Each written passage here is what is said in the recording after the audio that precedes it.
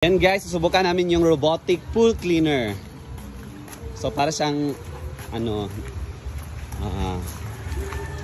robotic cleaner. So yan po guys.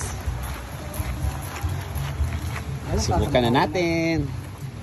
Or down. Try down.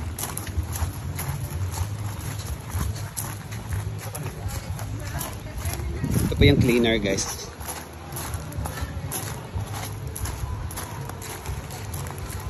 Ikaw video kayo mo sikat.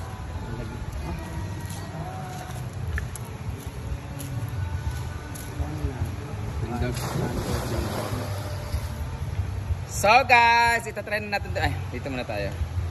So guys, itatry natin itong bigay ni Ate Chana na vacuum siya, pero pang tama ba to ilalagay na kagad sa ilalong?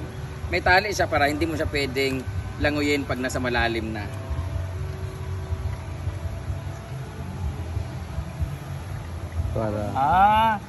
Ganahan na din siya dayon. Alo. Wala mo dagan ko din siya. Sige siya mo dagan. Magbangga. Ang bangga na din siya. So dapat may guys. Wala magdagana gid siya oh. Kasi may gulong kasi siya sa ilalim. Ang drum box siya oh. Atras siya na so. Dito na natin din matanggal ba yung may puti-puti. Oh, gigop gid niya oh. Gigop gid niya. Ba't may puti ito? Ayan.